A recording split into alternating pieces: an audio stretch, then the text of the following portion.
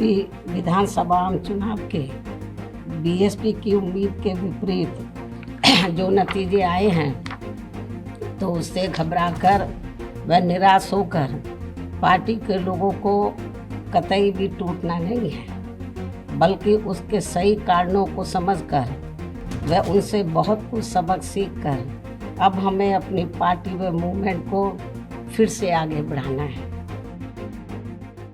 उत्तर प्रदेश विधानसभा चुनाव में बीजेपी ने जहां जबरदस्त जीत हासिल की, तो वहीं समाजवादी पार्टी 2017 के मुकाबले बढ़त तो ले आई, लेकिन सरकार बनाने के लिए जो आंकड़ा चाहिए था उससे अखिलेश दूर ही रहे।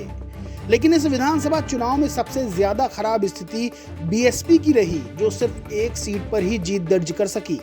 चुनाव के नतीजे आने के बाद बीएसपी प्रमुख मायावती ने प्रेस कॉन्फ्रेंस कर कहा कि ये चुनावी परिणाम पार्टी के लिए एक सबक है। 2017 से पहले बीजेपी की स्थिति उत्तर प्रदेश में अच्छी नहीं थी।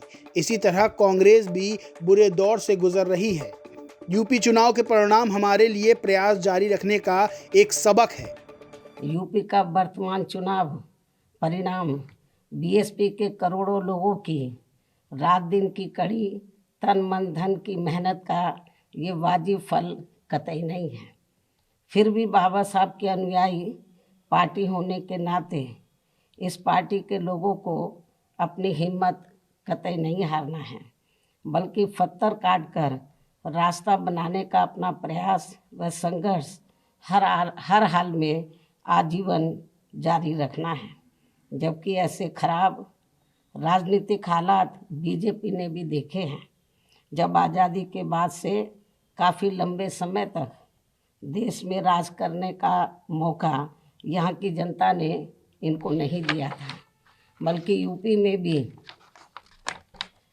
सन 2017 से पहले भाजपा की स्थिति यहाँ कोई खास अच्छी नहीं थी। और अब इसी प्रकार कांग्रेस पार्टी भी लगभग उसी हालत से गुजर रही है जिस खराब हालत से पहले भाजपा गुजर चुकी है। इसलिए कल आए चुनाव परिणाम आगे के लिए सबक जरूर है। बता दें, बीएसपी के एकमात्र प्रत्याशी उमाशंकर सिंह, जो बलिया की रसड़ा विधानसभा सीट से चुनाव लड़ रहे थे, वो जीत गए। इसके अलावा बीएसपी के सभी प्रत्याशी चुनाव हार गए। ज्यादातर सीटों पर तो बीएसपी प्रत्याशी जमानत बचाने में भी सफल नहीं हो पाए। गौरतलब है कि इस चुनाव में मायावती की वो राजनीति देखने को नहीं मिली जो हमेशा से उनका सिग्नेचर पॉइंट रहा है। इस बार मायावती बीजेपी को लेकर कुछ ज्यादा ही नरम रुख अपनाती नजर आईं।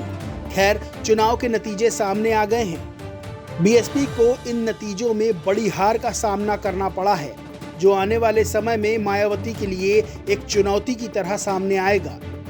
इस स्पेशल खबर में बस इतना ही। अगर ये खबर आपको पसंद आई हो तो लाइक करें, चैनल को सब्सक्राइब करें और बेल आइकन दबाना बिल्कुल ना भूलें।